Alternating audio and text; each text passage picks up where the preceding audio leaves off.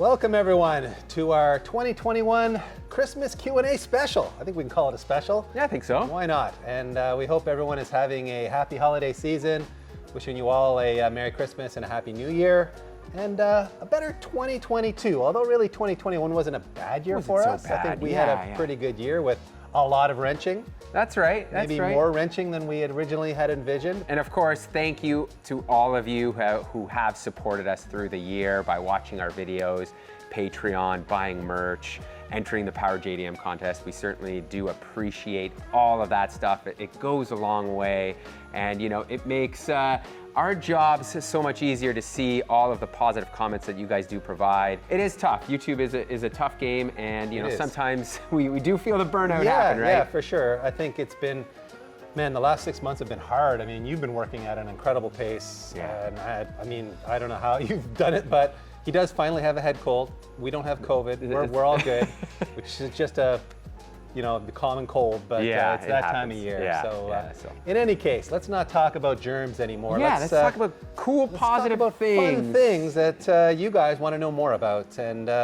maybe we should start off with questions that relate to how we met and how Speed Academy started, since that was one of the sort of common themes in the questions that we got. Yeah, and we did post a Q&A through our Instagram. If you guys do not follow us on Instagram, please do so. You'll get a bunch of behind the scenes stuff. And if you're really trying to connect with us, I think it's certainly one of the best ways to do so. We also did post it in the community tab on the YouTube page. So if you don't have your notifications turned on there, you don't see that as often, so it's certainly something worthwhile to do if you want to, really connect with us. And if you want to follow me personally for dad jokes, here's my Instagram tag down here as well. So it'll be like Toyota and dad joke content on my page. Yeah. So yeah, as I said, one of the more common questions we got was basically like, hey, recently found your channel this year and wanted to know the backstory of how you guys started this great content.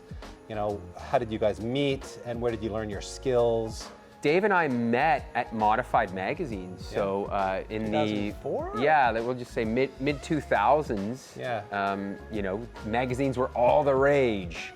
They were the only thing going for this kind of content. Yeah, and we were super fortunate enough. I came straight out of school, got the job at Modified Mag, and it was a dream come true. It was really amazing to be able to do what is your passion as a job, and especially at a magazine. So it wasn't like YouTube. YouTube is so accessible to everybody these days, but back in the day, a magazine job was a really very big rare, big thing. And thing. And that's how Dave and I met. And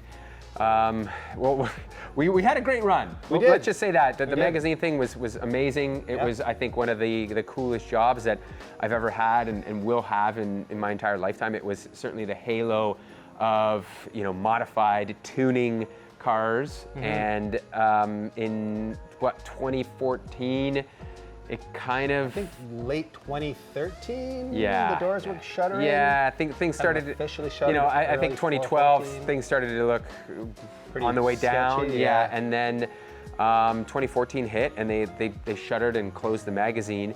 So Dave and I were kind of looking at what we would do next, and we decided to become partners and start this, which ultimately, believe it or not, was just going to be a blog. We were looking at the Speed Hunters model and thought, you know what, why not? We have a lot of tech-related content. We like to test cars and all this jazz. So why don't we do a website as a blog? But we really, at first we kind of got a little bit worried about it, because we were like, man, this YouTube thing is really coming down the pipeline. Yeah. Should we kind of abandon the blog? But really, we said no. We'll do both, and we'll see which one kind of comes out on top. And that was, I guess, maybe part of the reason why we got off to a slow start, because we did a lot of magazine or blog articles early on. Yeah, the first 6 months or a year, really. And we kind of just wanted to see which one was going to be the way to go. And we didn't really take YouTube seriously, I think, for almost a year, man. Yeah, we started uploading in 2014, but it wasn't on a schedule. No, it was just more almost like supporting what we were doing on the blog. Yeah. And then we saw the growth happening. Exactly, yeah. So we kind of flipped the script and went from, oh, wait a minute, we're a blog with supporting videos that will embed on there from YouTube, to being like, oh, wait a minute, we're YouTubers. Yeah. And the blog will kind of support what we're doing on YouTube if we want to write a more technically in-depth story that wouldn't lend itself well to video format, well, we'll throw that on the website. Yeah. Which is kind of how we are now, though we upload much less frequently to the website than ever, really, because we're so busy doing this. Yeah, it's just not practical. And it feels like YouTube really is the future. The space. It really is. People don't want to read too much.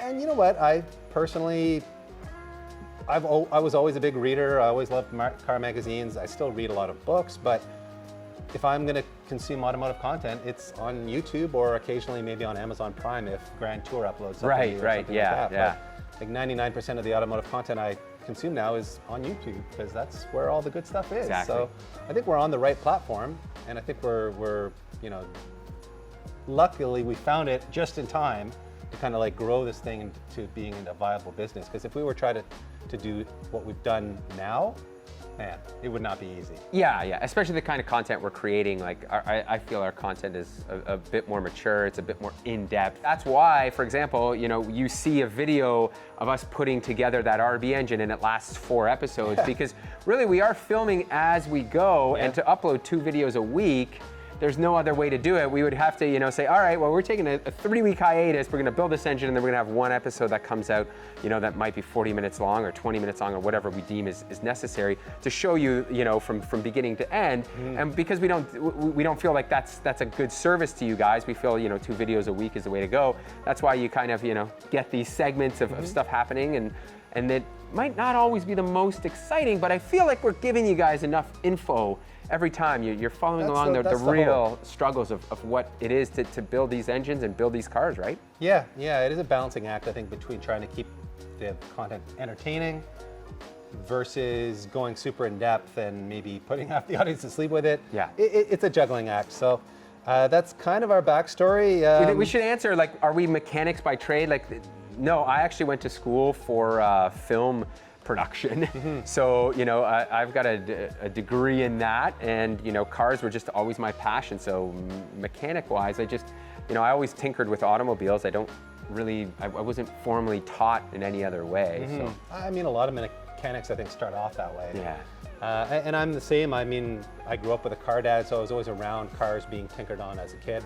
Though frankly, I never really touched them until I was in my teen years. And you know, my dad was like, wet sand the Corvette, or, you know, do some grunt labor. But my interest in cars was really always around driving them more so than wrenching on them, which I think is probably still kind of obvious. But I do enjoy working on cars, and there's certain parts of it I enjoy more than others, which I'm sure is true for anybody. But I've certainly enjoyed the journey we've been on the last 6 years now, learning, you know, a lot more in depth about how to do certain things like build engines or, you know, vapor hone parts, or just, you know, up our like leveling up all the time as often as we can. I think it's been a really fun part of the journey for me. But no, I have many university degrees, and I was never really intending to go down the path of being a automotive journalist or a content creator.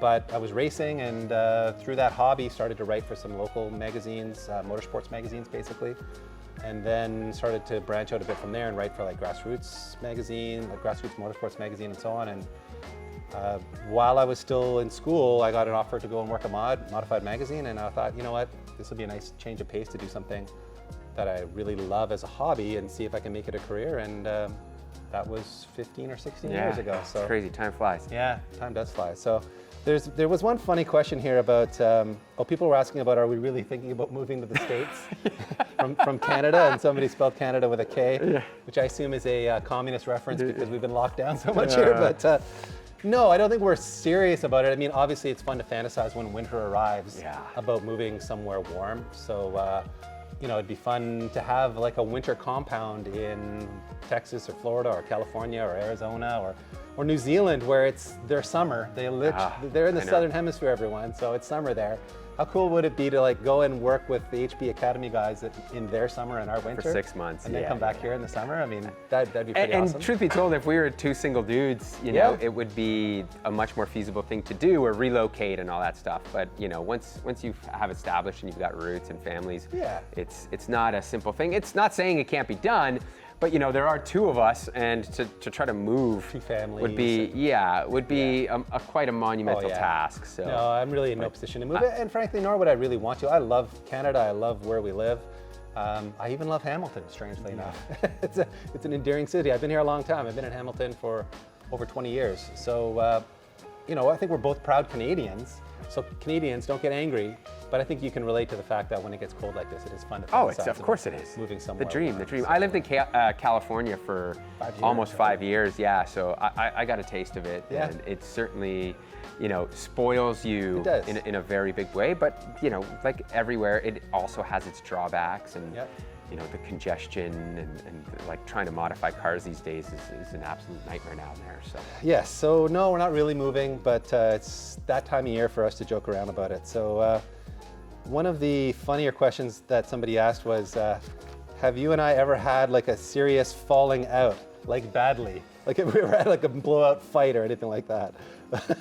Not really, no. And I think that that's the beauty of, you know, our partnership and relationship that we have is it's a very functional one. And you know, I've watched YouTube channels grow with lots of people and individuals, and they some do end poorly, and people break up and all that stuff. Sure. And I think, you know, we've kind of been able to keep this going long enough, and you can see that it's because I think we're, you know, pretty good with making compromises. Dave probably more so than me in that sense. I don't know. You've made lots of compromises too. Yeah, I think that's really what it's it just comes about down to. being grown-ups and understanding each other's needs, basically, and like any relationship, being willing to, first of all, you know, acknowledge those and work together on it. Yeah. So, you know, we worked together for a long time at the magazine, so we kind of had that relationship, that friendship already, and I think it made it easier. But it was certainly hard. Like the first couple of years, there were growing pains there because it was, you know, we weren't making a lot of money. Yeah, it was just there was savings accounts being drained, yeah, right? Yeah, it was stressful. We knew nothing about how to run a business. No.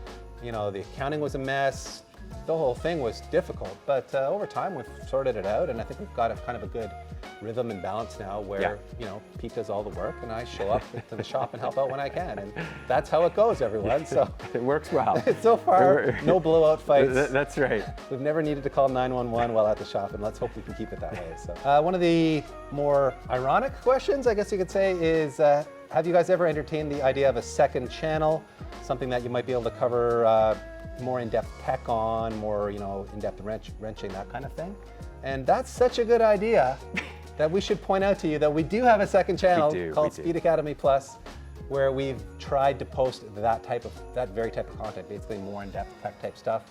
We've pulled clips out of episodes where we felt like there was some really good tech buried in there that people might not find easily. So we wanted to make it more searchable, basically, by pulling it out into a separate episode, you know, titling it appropriately, like, you know, how to do a valve seal change on a 2JZ type of episode, or how to swap cams in a K24 kind of episode. So you can find all that on Speed Academy Plus, as well as some other like random stuff that we just felt like wasn't a good fit on the main channel, basically. And we just don't post consistently enough to see any significant growth there. So it is kind of an overflow channel, and that's totally fine by us. I don't think we have the capacity right now to try to, you know, create content consistently for a second channel. Any advice for a young car enthusiast that wants to buy their dream car that keeps appreciating in value? Okay, first of all, you don't have to own your dream car when you're young. That's fair. The whole idea of owning a dream car, you know, is a car that you aspire to, and if you get that young, like, what's there left to live for, man? You can just and I feel like the problem right now with YouTube is everyone is buying their dream car, and guess what, people? That's not really their dream car. No. What it is it's a good way to serve the algorithm, because dream car is a catchy phrase right now. You know, I've seen people say, oh, I've bought my dream car, or given a dream car, and it was a RAV4. Yeah. You know, like, it's just... Not to say that your RAV4 couldn't be your dream car, but there's only so many dream cars. There's just the word dream car has got me a little bothered right now about, you know, but, you know, the idea of like buying a car that you really want to have in today's market, I don't really have a good answer for you. I will say this again, if you haven't watched the video about, you know, that the car price is going crazy, I think you hold steady, because I don't think the car prices are going to go through the roof. I think there is going to be a correction. I don't think it's going to go back to where it was. I just can't imagine car prices continuing to rise at the rate they are. They're already cooling off. Like if you follow S2000 prices as closely as I do, FDRX7. they're all flattening right now. Yeah. And some are even coming down. Like S2000s are coming down now. Yeah. So I think we're already starting to see that as, you know, the ballers have blown their loads and the regular folk are left kind of wondering what to do. And I mean, to add my 2 cents on this, I would say, you know, choose a realistic dream car. So I mean, you can have an attainable dream car that you could go out and get now, you know, like a DC2 Integra. I still consider those a dream car of mine. I had one 15 years ago and I'd love to have one again. And I just think they're awesome driving cars and they're attainable. And you know, then there's the NSX, which to me is like the Halo dream car. The dream car I'd go and buy, you know, if I had unlimited funds or if we sold the Supra or, you know, something like that. And someday we may build an NSX because it's something I think we would both really like to do. If you're in your 20s, you know, pick a car that's, I think, realistic because you don't want to bankrupt yourself in this hobby. You want to go buy something that you can enjoy, that you can build in a way that, you know, has balance for your life. Yeah, it doesn't bring you the stressing and anxiety of like, oh my goodness, I've got, you know, $100,000 Supra or GTR. I don't want to mess with anything. You know, like that's kind of the struggle we're in right now, where a lot of these situations where we now have to make decisions with these vehicles that are worth a lot of money, where in the past you didn't have to. So I believe, like, you know, go look at, there's a lot of really cool cars. Like the Hondas for me are still a great value. Like despite them costing, you know, $10,000, $15,000, K-swapped Hondas are amazing cars. They're so fun, they're so moddable, and they just bring a kind of excitement that, you know, I don't think many cars do. They just feel special and they're you can reliable. drive them every day. Exactly. They're cheap to fix. Exactly. You can take them to a racetrack. You know, they're light on consumables. You know, there's just. And I think the same can still be said for Miatas. Ironically, NA Miatas are now getting more expensive because they're so old they've become sort of vintage cool. But NB and NC Miatas are still very affordable, and I think they tick off a lot of the same boxes as Hondas do. They're cheap, they're reliable, fun. There's lots of aftermarket. I mean, go watch the Car Passion channel if you want to build a turbo Miata and go fast for small bucks. You know, Greg or whatever his name is over there has mastered that formula. So, and there's lots of other affordable, fun cars out there where you can have something that you can go and thrash on. Like I think what Tall Ben's doing at Gears and Gasoline with that MR2 Spider is kind of like the smart way to go if you want a car that you can beat on at the racetrack or have fun with on the street, and you don't need it. But don't buy an MR2. No, you know, buy an MR2 Spider, everyone. They're up and coming. He doesn't like them, but I think they're awesome. So we'll fight about that in 2022 maybe. Any big plans or changes coming to the channel in 2022? Well, we're constantly trying to make changes and improve the workflow here. I think our biggest struggle is trying to get projects done in a timely manner. And just so you guys realize, I feel like we, you know, it takes us 3 times what is the average of somebody working on a car to, you know, get a project done because of all the filming, all the logistics that go on behind the scenes and you know, ordering parts. Like there are a lot of gears turning to make this stuff work properly and get it done in a timely fashion, and shooting video while you're wrenching, man.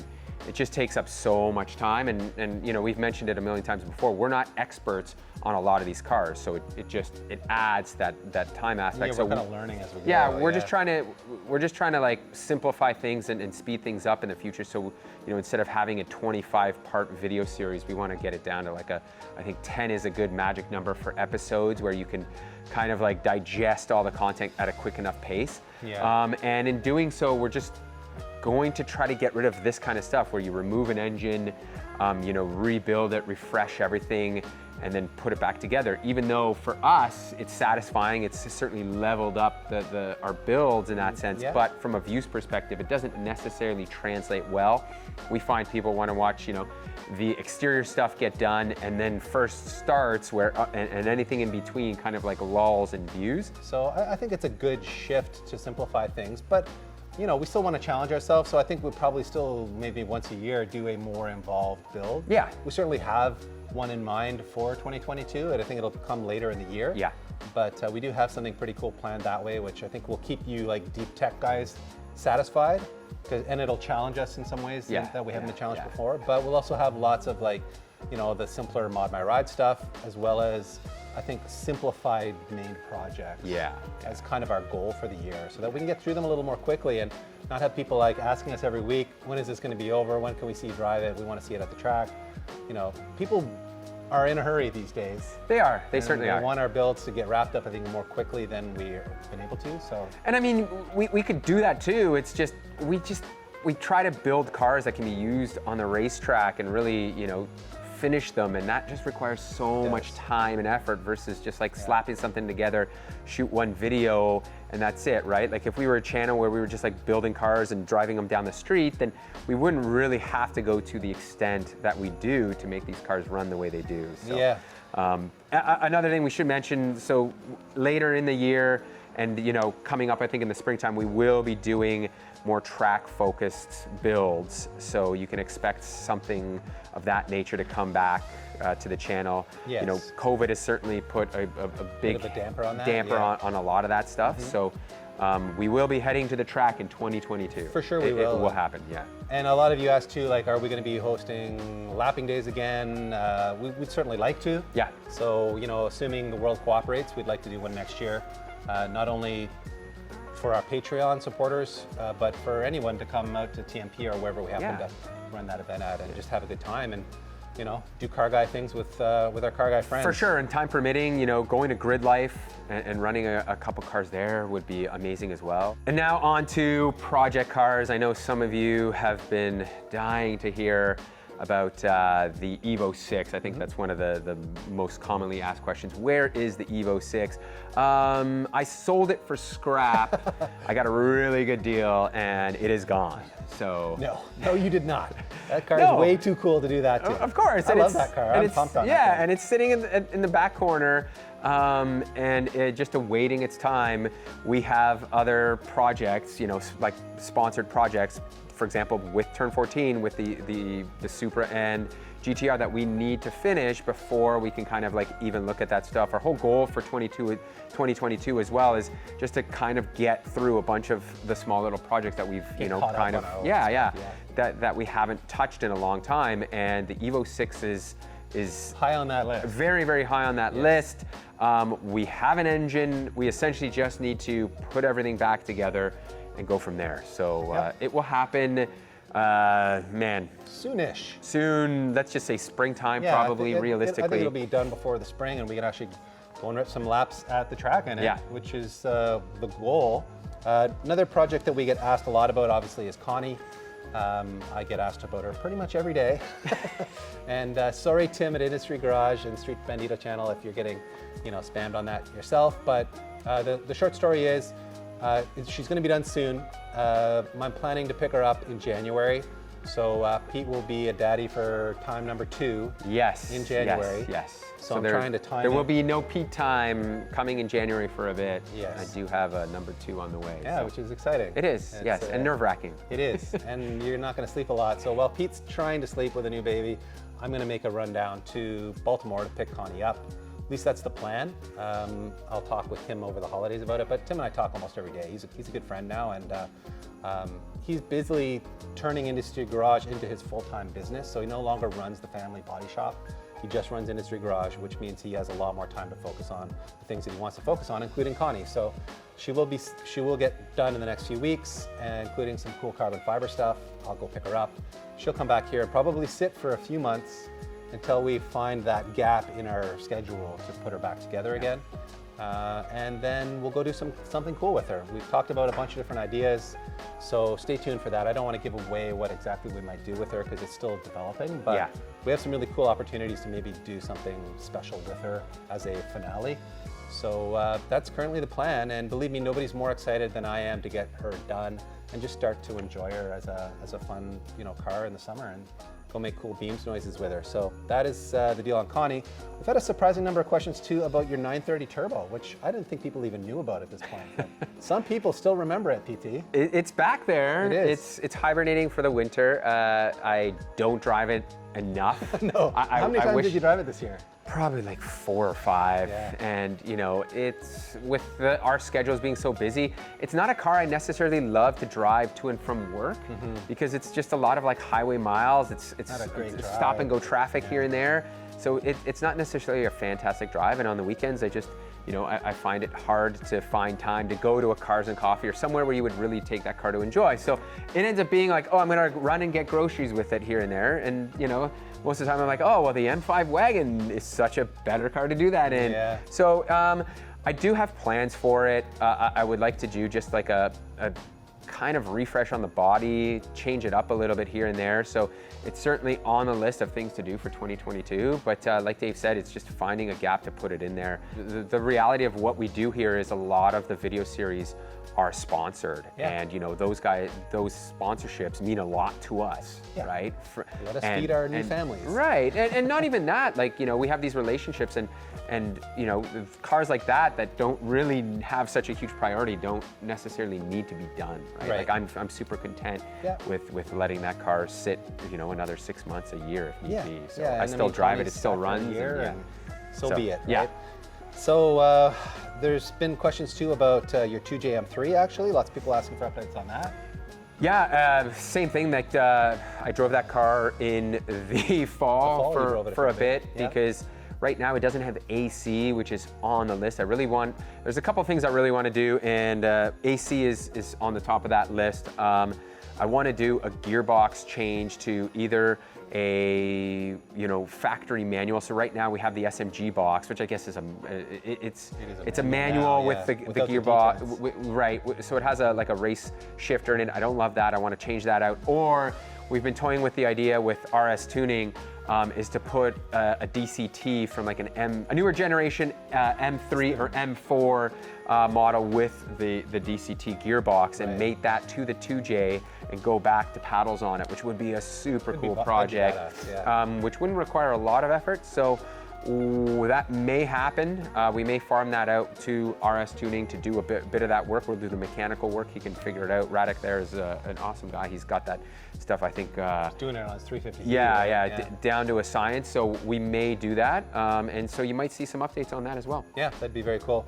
Also had people asking about the RX-7 and the S15. People know we've had those stashed in the back, and I guess we obviously did that engine build last fall. So over a year ago now, we built that 13B with our buddy Joe Ferguson, with like the lightweight, RX-8 rotors and stuff, and a small responsive turbo on it. Trying to do something a little bit different with the 13B build, which I'm still really excited about. Yeah. I mean, I think we're both rotary fans, and that car will get built alongside the S15. Yes. Probably summertime? Summertime, yeah. That's yeah. the most realistic I think timeline so, for yeah, it. yeah. So still 6 months to wait on those cars, guys, but they will be really cool. And like Pete said, we're going to try to keep them a little simpler. Yes, try to get them done quicker. So we don't want those to drag on and take up the whole summer, basically. So lots of other questions just about general project cars, like what we might have planned for the future, or would you consider building this car or that car? So do you want to kind of go through some of these? Like, do we have any hints that we want to give people about future builds? Or I mean, I feel like we've given a bunch of hints about, for example, the Honda stuff. Like we certainly do have a bunch of Honda projects. If you followed us on Instagram, you will see that I've purchased multiple K24 engines. Yes. So we've got a couple swapped cars in mind for probably mid to late 2022 that I think we're super pumped on. Yep. I think they're going to be pretty cool. Yep. And other than that, we're going to try to do a couple of Mod My Ride videos as well. Of course. My M5, Yep. that E34 M5, that's certainly in the pipeline. So yeah, my Tundra might get a bit of a refresh at some point. So I thought this was an interesting question. Like, if money was no object, what would you build? Or what dream cars what were your dream cars when you were kids, and what are they now? So has it changed from when you were a kid till now? I mean, for me, it was like the F40. I always wanted one of those in a 911 turbo, ironically. Yeah. And now I just look at cars in a different manner because I have so little time where I want to be able to enjoy them on more of like a daily commute basis, where and that's why the sports cars, the idea of like owning an F40, it's a car that you use on the weekend, or a 911 turbo you use on the weekend, where now I'm like, and that's why I get so much joy out of driving the M5 wagon when it's not giving me headaches. Yeah. because it is a practical car that I can enjoy every day, and I'm like, I get that same kind of like passion. Yeah. You know? Yeah. Like driving my 911. Certainly, I think cars like the 911 or like an F40, they have so much specialness to them that you get a different type of enjoyment out of them. But at the same time, as I said, I'm just like more practical now. I want to enjoy a car that I can drive every day, that I don't have to worry about braking, you know? And I mean, from my point of view, an F40 is as much about it being a status symbol and a financial flex as it is about the driving experience. Not that I've ever driven one, and from what I've seen on the internet and stuff, they're cool to drive, obviously. But would I have more fun in an F40 than I do in like an S2000? Probably not. So like to me, I'm like you, I'm much more practical in my old age about what I drive and what brings me joy about the driving experience. And I just don't find the idea of driving $1 million car joyful. I'm too stressed about it. I don't even know if I'll drive the R34 because frankly, I think I just find it too stressful. And if something were to break on my watch, somebody would be angry at me. So it's just like, even the Supra, I mean, that's probably a 6-figure car now. And it's like, we will drive these cars in anger at the racetrack a few times for you guys. But after that, I don't know if we will because they're so valuable. It kind of takes some of the joy out of it for me. So like Connie is kind of special in the sense that she's not that valuable. Yeah. Although it's kind of stupid how expensive they are getting now, but it's still an affordable enough car that I can go and beat on her and not stress about the money. Or like these Golden Era Hondas that we're teasing you guys with as future builds. Those are cars you can take to the track and beat on. They're very special to drive, but they won't bankrupt you if something goes wrong. So to me, my dreams have changed to being a lot more realistic. And that's why I love the Flexus. Much like the reason you like your M5 wagon. That is a car I get a lot of joy from, even though it's an automatic gearbox, because it does everything I need it to do. It looks cool. It just makes me happy. I look at that car and it makes me happy looking at that car. And then when I drive it, it makes me happy driving that car. And it gets a ton of love everywhere it goes, so I kind of get like that car guy buzz from it, all in a package that's not worth a whole hell of a lot of money. So the Flexus is the answer, everybody. I think that's the moral of the story here. We can just end this Q&A right now. Go build yourself a Flexus and nothing else really matters. So let's just wrap it right there, PT. Not really, I'm kidding everyone. We got lots of other questions here. Why don't we do a few more of these like project car ideas? I feel like we are changing as to what we want to build as project cars too, because we also see, I'm sure the struggle that you guys are having, the market with everything increasing in so much value is like, what's left for guys like us or you guys that you want to go play with, you want to go beat on cars that you're not worried about stuffing them into a wall. Even like my M5 wagon now, like the value on those has skyrocketed to $50,000 to $70,000 car, and it's like, do I really want to go beat on it? Do I really want to put another 100,000 kilometers on it?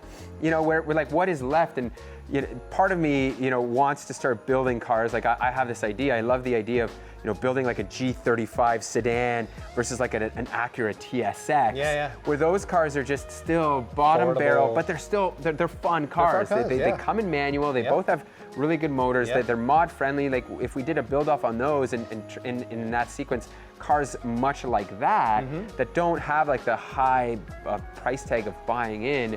I think they'll be a little bit more relatable and they'll just bring us more joy because we can drive and piss beat the piss out of them without really having to worry too much like we have to do with the big figure cars behind us. Yeah. Let us know what you guys think. I mean, do you want to see us build more affordable type of projects like a G35 sedan versus a TSS? I assume you mean like a first gen TSX. Because those are the only cool ones. K24 power.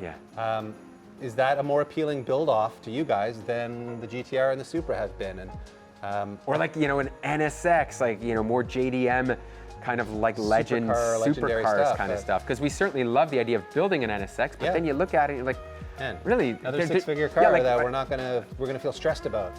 So is it even worth it? Yeah, it's a good question, and we'd love to hear your feedback about it because we always want to know what you're interested in viewing. Because I mean, frankly, we are in the business of trying to generate views, and if we know that you have an interest in something that we have an interest in, it'll motivate us to do it. And listen, we read all of your comments. We certainly take a lot of them, to heart and try to fulfill them. the same time, we look at views that generate numbers, right? Like if a car, for example, isn't generating views, then we know, like, listen, we're not really going to go down that kind of channel or that kind of vehicle or that make and model, right? Like I'm always looking around seeing what cars are getting good views, and some of the stuff just doesn't seem to, but you know, some stuff does surprise us as well, right? Lots of, you know, questions about will you build this or will you build that? Like, will you build another S2000? Will you build another Miata? Sure, we'd like to, but again, we've built them already, so there's just so many new, cool other projects that we'd like to try, so, you know. Yeah, they're both great cars, and I miss the S2000 a lot. Think of all the project cars that we've sold off, that's probably the one I miss the most. But there's other stuff in this life to experience, so I don't know that we're in a rush to do those again, but all right, last 2 questions here, guys. Are you all looking forward to the electric future of automobiles? Would you personally go to electric track vehicles, or would you build an electric car?